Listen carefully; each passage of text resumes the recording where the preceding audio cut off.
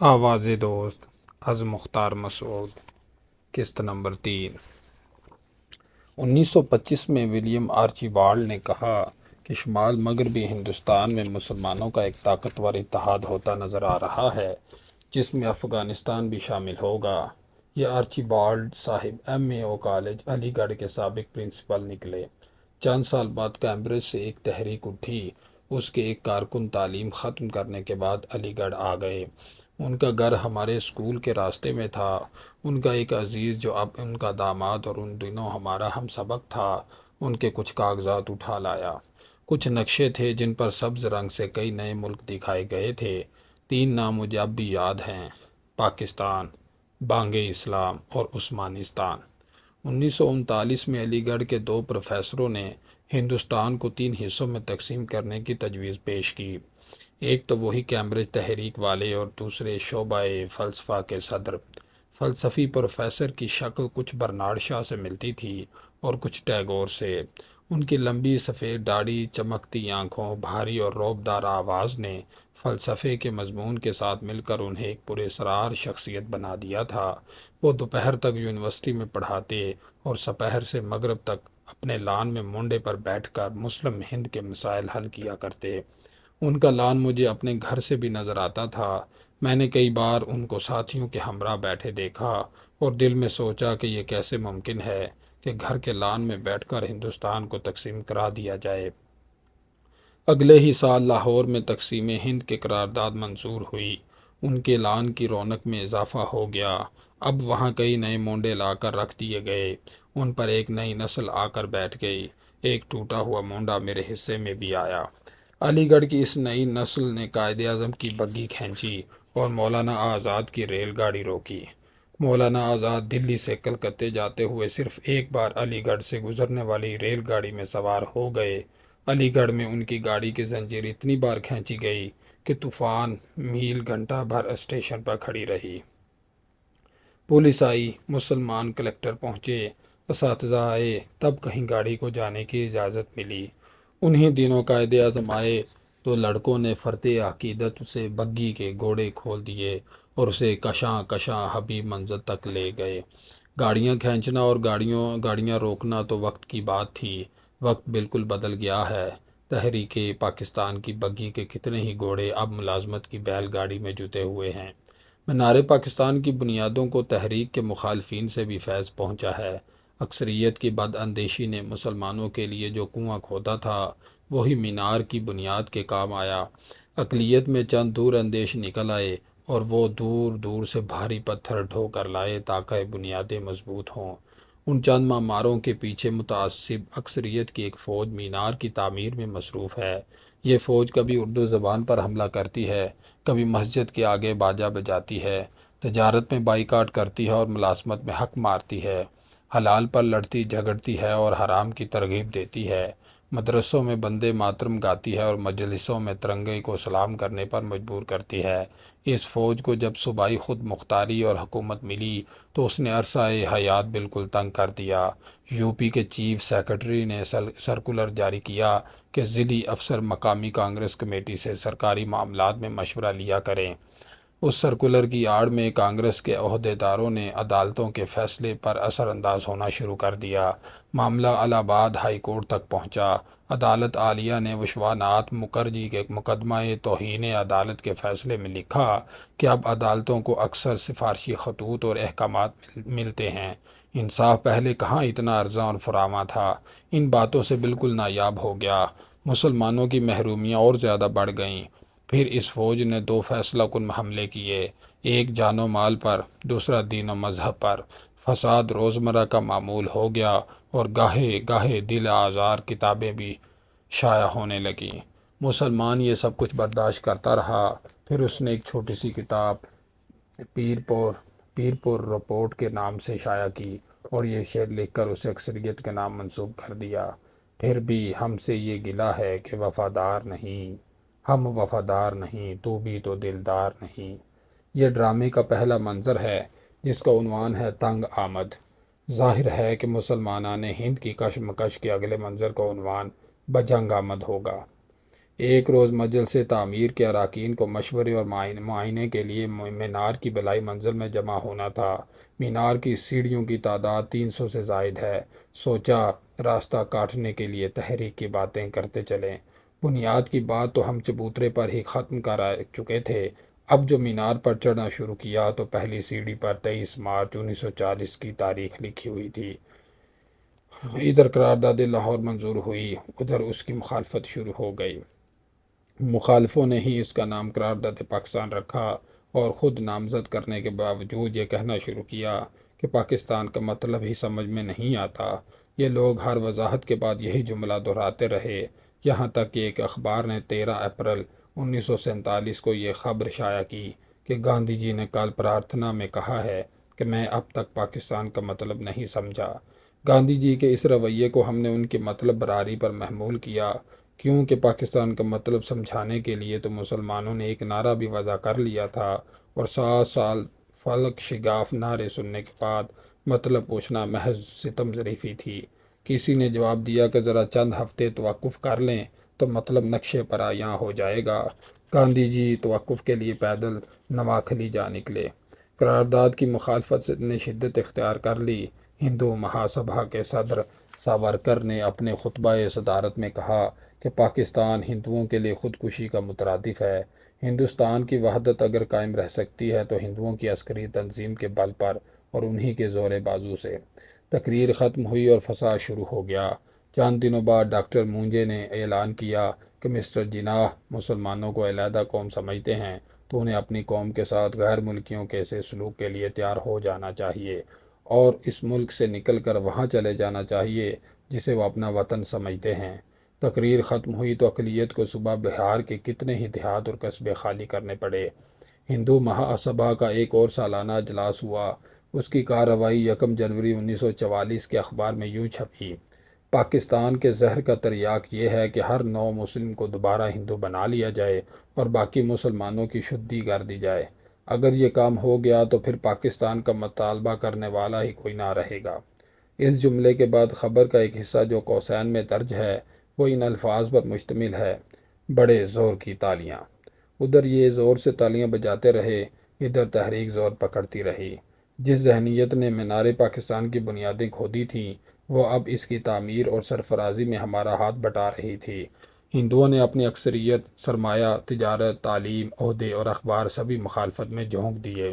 ہمارے پاس اس سارے ہنگامے میں صرف ایک آواز تھی، ایک نحیف انسان کی گرجدار آواز۔ اس نے کہا پاکستان قضاء الہی ہے اور ہندوؤں کا کوئی جوش یا واویلا اسے آگے پیچھے نہیں کر سکتا۔ اس جوش اور واویلے کے کئی نام ہیں، یہ نام ہم کافیہ تو نہیں مگر ہم وزن ضرور ہیں۔ کل یہ شردھانند، مونجے اور ساورکر کہلاتا تھا، آج اسے ٹنڈن اور مکھرجی کہتے ہیں، کل اسے مدھوک اور گوالکر کہا جائے گا۔ سچ ہی تو کہتے ہیں کہ ہندو مذہب میں آواگون برحق ہے۔ مخالفت کا ایک دوسرا رخ بھی تھا، گورا فرنگی رخ جو کبھی حیرت سے سفید اور کبھی غصے سے سرخ ہو جاتا تھا۔ کرپس 1942 میں ایک تجویز لے کر آئے مگر اس کی توجیہ جو کانگریس سے بیان کی وہ اس توجیہ سے مختلف تھی جو لیگ کے سامنے کی تھی۔ ذہانت کی داد ملی مگر مشن ناکام ہو گیا۔ فضا مقدر دیکھی تو لارڈ ایمری نے اعلان کیا کہ متحدہ ہندوستان اب بھی ہمارا نصب العین ہے۔ ایک دن واسرائے نے بھی اس پر گرہ لگائی کہ ہندوستان ایک جغرافیائی وحدت ہے۔ ایک مزاح نگار نے جواب میں لکھا خدا نے ساری دنیا کو بھی ایک ہی بنایا تھا، اب اگر انسانوں نے اس دنیا میں ملک بنا لیے تو گویا جغرافیہ انسانوں نے بنایا۔ کیوں صاحب، پرانے انسانوں کو جغرافیہ بنانے کا کیوں حق تھا اور ہمیں وہ حق کیوں حاصل نہیں؟ تحریک کے کارکنان نے جغرافیہ کا یہ سبق سنا اور تاریخ بنانے میں مصروف ہو گئے۔ 1946 میں وزارتی مشن نے پاکستان کو نامناسب قرار دیا، پھر منظر پر نئے اور آخری واسرائے تشریف لائے اور اپنے سیکرٹری سے کہنے لگے مسٹر جناح مجھ سے گفتگو کر سکتے ہیں مگر فیصلہ میرا ہی رہے گا۔ یہ ساری باتیں بڑے تحمل سے قائد اعظم نے سنی اور کہا دولت برطانیہ ہندوستان پر حکومت کرنا چاہتی ہے اور گاندھی جی مسلم ہندوستان پر حکومت کرنا چاہتے ہیں۔ ہم کہتے ہیں کہ ہم دونوں کو اپنے پر حکومت نہ کرنے دیں گے، خواہ دونوں متحد ہو کر یہ تنہا کوشش کر دیکھیں۔ ان واقعات کو دہراتے ہوئے ہم مینار کی پہلی 2 منزلوں سے آگے نکل آئے۔ مینار کی دوسری اور تیسری منزل کے درمیان فاصلہ بہت زیادہ ہے۔ ساتھ ہی تھک گئے اور تھوڑی دیر کے لیے گفتگو بھی بند ہو گئی۔ ہر سیڑھی پر یہ سوال دل میں اٹھتا تھا کہ کب تک یوں ہی چڑھتے جائیں گے، کیوں نہ اسی جگہ ٹھہر کر دم لے لیں۔ اتنے میں ایک ساتھی نے سیڑھیوں کی چھت سے لٹکے ہوئے دو چار پرندے دیکھ لیے۔ کہنے لگے، یہ کیا ہے؟ عرض کیا، یہ پرندہ ہر مینار میں بسیرا کرتا ہے۔ انہیں دن میں کچھ نظر نہیں آتا اور ویسے بھی الٹا لٹکا رہنے کی وجہ سے انہیں ہر چیز الٹی نظر آتی ہے۔ ساتھی کہنے لگے، ان کا قصہ چھوڑو اور یہ بتاؤ کہ خود مسلمانوں نے اس تحریک کی کتنی مخالفت کی تھی۔ میں نے کہا، یہ مخالفت کا تیسرا رخ تھا۔ مندر اور کلیسا کے بعد کچھ مخالفت 1.5 اینٹ کی مسجدوں سے بھی ہوئی تھی۔ ان مسجدوں میں قوم پرست اذان تو دیتے تھے، مگر وہاں جماعت اور نماز کا کوئی انتظام نہ تھا۔ ایک قوم پرست مسلمان وزیر اعظم کے بارے میں کہا جاتا ہے کہ ان کو جتنا ایمان گاندھی پر تھا، اگر اسی قدر اللہ پر ہوتا تو ولی ہوتے۔ ایک اور صوبے میں وہاں کے مسلمان وزیر اعظم کے بارے میں یہی بات انگریزوں کے حوالے سے کہی جاتی تھی۔ علماء کا ایک قافلہ بھی راہ میں پھٹک گیا۔ شور ناقوس میں وہ بانگے درا سے نا آشنا رہے۔ آزادی سے 4 ماہ قبل لاہور میں کل ہندوستان مسلم مجلس نے اینٹی پاکستان کانفرنس منعقد کی۔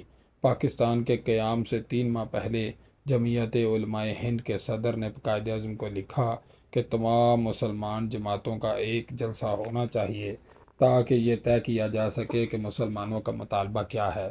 قائد اعظم نے کہا کہ آپ لیگ میں شامل ہو جائیں، مطالبہ خود بخود آپ کے سمجھ میں آ جائے گا۔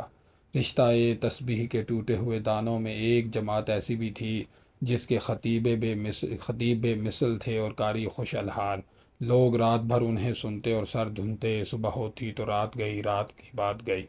کسی نے شکایت کی کہ یہ لوگ تقریریں تو ہماری سنتے ہیں مگر بات مسلم لیگ کی مانتے ہیں۔ جواب ملا، آپ صرف آتش بیان ہیں اور لوگ کسی آتش بیان کی تلاش میں ہیں۔ سیاسی جماعتوں کا جوش و خروش زوروں پر تھا۔ موت و حیات کی کشمکش جاری تھی۔ صحافت سراسر سیاست میں ڈوبی ہوئی تھی۔ پھر بھی کچھ لکھنے والے ایسے تھے جو ان ہنگاموں کے ادبی پہلو سے بھی واقف تھے۔ ہمارا ایک صحافی تھا جو غالب کی طرح اپنا کام تانوں سے نکالنے کا قائل تھا۔ گاندھی جی کی سالگرہ ہوئی تو ایک تحفہ ڈان نے بھی بھیجا۔ الطاف حسین لکھتے ہیں، مسٹر گاندھی آج 78 برس کے ہو گئے ہیں۔ اپنی بار آور سیاسی زندگی میں انہوں نے عدم تشدد کے لٹریچر کا ایک بہت بڑا انبار لگایا ہے، لیکن اس کا نتیجہ لاشوں اور شکستہ ہڈیوں کے اتنے ہی بڑے ڈھیر کی شکل میں نکلا ہے، اور اب ہم متذبذب ہیں کہ آج ان کو کیوں کر فسادات کی سالگرہ پر مبارکباد پیش کریں۔ اردو کے 2 اخبار آپس میں الجھ پڑتے ہیں۔ ایک لکھتا ہے، مصلحت دید من آن است کے یاراں ہمہ کار، بگزارند و خم ترائے یار گیرند۔ اس شعر میں جس محبوب کی طرف اشارہ ہے وہ ایک وزیر اعظم تھے جن کا ترا بہت بلند ہوا کرتا تھا۔ دوسرے اخبار نے چوٹ کی، نہ ہر کے طرف کلاه کج نہاد و تند نشست، کلاه داری و آئین سروری دانت۔ پہلے اخبار نے پھر لکھا، حریف مطلب مشکل نہیں فسون نیاز، دعا قبول ہو یارب کہ عمر خضر دراز۔ دوسرے اخبار نے اگلے ہی روز یہ شعر نظر کیا، باسکندر خضر در ظلمات گفت، مرگ مشکل زندگی مشکل ترست۔ لوگ کب تک اخبار پڑھنے پر ہی اکتفا کرتے، وہ بھی اس مکالمے میں شامل ہو گئے۔ سول نافرمانی شروع ہوئی، وزارت ٹوٹ گئی اور ساتھ ہی یہ بیت بازی بھی ختم ہوئی۔ کچھ تو خون کا ہنگامہ بپا تھا، ہر طرف آگ لگی تھی، مگر لطیفے تھے کہ آئے دن فسادات کسی باقاعدگی کے ساتھ واقع ہوتے رہتے۔ ایک لطیفہ افکار و حوادث سے نقل کرتا ہوں۔ سونس کیسر میں احرار کا جلسہ تھا۔ ایک کلہاڑی پڑی تھی۔ مقرر نے پہلے ادھر ادھر دیکھا، پھر اسے اٹھا کر پاکستان کا مطلب سمجھانا شروع کیا۔ ڈنڈے کے ایک طرف بنگال اور دوسری طرف پنجاب، پھل پر ہاتھ پھیرا اور کہا، یہ رہا صوبہ سرحد۔ پھل تیز تھا، ہاتھ پھیرتے ہی خون نکل آیا۔ کسی نے توجہ ہٹانے کے لیے نعرہ لگایا، مجلس احرار اسلام۔ ادھر سٹیج سے آواز آئی، اجی اس پر مٹی ڈالی اور پٹی باندھ دیجیے۔ مجلس احرار کی کلہاڑی کا پھل تیز تھا، مگر اس سے بیشتر اپنوں کی ہی انگلیاں اور گردنیں کٹتی رہیں۔ یہی حال خاکساروں کے بیلچے کا تھا۔ اس کی ضرب کاری تھی، مگر اس کے وار بھی اپنوں کو سہنے پڑے، یہاں تک کہ جب انکساری نے زور پکڑا تو ایک نوجوان نے قائد اعظم پر حملہ کر دیا۔ لیگ کا کہنا تھا کہ ان کے پاس کلہاڑی اور بیلچے کے مقابلے میں خنجر ہے، مگر یہ دعویٰ ملی ترانے کے مصرعے خنجر حلال کا ہے قومی نشاں ہمارا تک ہی محدود تھا۔ 1945-46 کے انتخابات میں جب مسلمان طالب علم ہندوستان کے کونے کونے میں پھیل گئے اور لیگ کو شاندار کامیابی ہوئی تو ایک تقریب اسلامیہ کالج لاہور میں نوابزادہ لیاقت علی خان کی صدارت میں منعقد ہوئی۔ اس تقریب میں مجاہد ملت کے سرٹیفکیٹ اور کچھ تلواریں ممتاز طلباء میں تقسیم کی گئیں۔ ان میں 4 تلواریں ایک ایسے شخص نے تحفے میں دی تھیں جو خود کبھی تیگے بے نیام ہوا کرتا تھا، اور اب اگر ٹیمپل روڈ پر نظر آ جائے تو اس کے ہاتھ میں تلوار کے بجائے تسبیح ہوتی ہے اور لب پر یہ مصرع: آہ کہ ہے یہ تیگے تیز پردگی نیام ابھی۔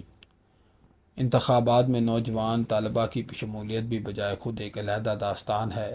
طلباء نے جس بے سر و سامانی مگر جوش و جذبے سے حکومت، ہندو اور قوم پرستوں کا مقابلہ کیا، اس کی مثال صرف میدان کارزار ہی میں مل سکتی ہے۔ عرفی کا شعر ہے: بخون صد شہید مقابل نہادہ اندھ، عمری کے مابع آتش افسانہ سوختیم۔ یہ شاداب چہرے اور یہ خندہ رو نو عمر جب درسگاہوں کی محفوظ فضا سے باہر نکلے تو کچھ دیکھنے والوں کی پیشانی پر بل پڑ گئے، اور بہت سے ایسے بھی تھے جنہوں نے انہیں ہنسی میں اڑا دیا۔ جب یہ لڑکے ہندوستان کے کونے کونے میں پھیل گئے اور گھر گھر اور قریہ قریہ جا کر قائد اعظم کا پیغام پہنچایا اور لوگوں نے بھی اس پیغام پر عمل کرنا شروع کر دیا، تو سب سے زیادہ حیرت ان لوگوں کو ہوئی جنہیں وراثت میں زمینوں کے ساتھ سیاست بھی ملا کرتی تھی۔ اس حیرت کا مظاہرہ انہوں نے تشدد سے کیا۔ ایک زخمی لڑکا ہماری یونیورسٹی میں بھی پہنچا، اس کے سر پر پٹی بندھی ہوئی تھی، جسے دیکھ کر سب لڑکے مشتعل ہو گئے اور سر پر کفن باندھ کر نکل آئے۔ یہ طالب علم جو 22 برس پہلے زخمی ہوا تھا، اب شارع قائد اعظم پر واقع ایک فرم کا مالک ہے۔ ملاقات ہو تو پوچھنے کو جی چاہتا ہے کہ تم نے وہ پٹی کیوں اتار دی، ابھی تو بہت سے زخم ہرے ہیں۔ جب تحریک و طلبہ کی وجہ سے تقویت پہنچی تو بہت سے لوگوں نے شور مچانا شروع کر دیا کہ مسلمان طلبہ کا معیار تعلیم گر گیا ہے اور ان کی اہم درسگاہیں تباہ ہو گئی ہیں۔ پنجاب کے وزیر تعلیم نے ایک اپیل شائع کی کہ اسلامیہ کالج لاہور کو تباہی سے بچایا جائے، کیونکہ 1944 میں ایم اے اور بی اے کا نتیجہ 75 اور 65% تھا اور 1946 میں گر کر 45 اور 60% رہ گیا ہے۔ اس بیان میں صاحب موصوف نے یہ نہ بتایا کہ مرکزی اسمبلی کے الیکشن میں لیگ کا نتیجہ 100% رہا ہے اور ان کے اپنے صوبے میں 86 میں سے 75 نشستیں لیگ نے حاصل کی ہیں۔ مجھے یہ سابق وزیر تعلیم وزارت سے علیحدہ ہونے کے 15 سال بعد پنجند کے ریسٹ ہاؤس میں ملے۔ انہیں دیکھ کر مجھے خواجہ ناظم الدین کا ایک خط یاد آ گیا جو میں نے طالب علمی کے زمانے میں دیکھا تھا۔ خواجہ صاحب نے اپنے لڑکے کو جو علی گڑھ میں پڑھتا تھا لکھا کہ تم کو چاہیے کہ تحریک پاکستان کے کام میں کوئی غفلت نہ ہو، تم تو اگلے سال بھی امتحان میں بیٹھ سکتے ہو، مگر قوم کا ایسا امتحان ہر سال نہیں آیا کرتا۔ قوم کا وہ امتحان جس کا خواجہ صاحب نے ذکر کیا تھا، اس میں بہت سے پرچے تھے اور ایک پرچے کے ممتحن ماسٹر تارا سنگھ بھی تھے۔ 4 مارچ 1947 کو ماسٹر جی نے لاہور میں اسمبلی ہال کی سیڑھیوں پر کرپان لہرا کر پاکستان مرد آباد کا نعرہ لگایا تھا۔ اسی دن ایک جلسہ بھی ہوا جس میں ماسٹر جی نے فرمایا کہ میں نے بگل بجا دیا ہے، جاؤ اور مسلم لیگ کو ختم کر دو۔ لاہور میں اسمبلی کی انہی سیڑھیوں پر کھڑے ہو کر ایک دن میں نے طلباء کی سلامی لی۔ سنا ہے ان دنوں ماسٹر جی اپنی کوتاہیوں کی خود تجویز کردہ سزا کے مطابق امرتسر میں دربار صاحب کے باہر بیٹھے زائرین کی جوتیاں سیدھی کر رہے تھے۔ ماسٹر جی کو تو ہم نے عمر بھر پاپوش میں آفتاب کی کرن لگاتے ہی دیکھا ہے۔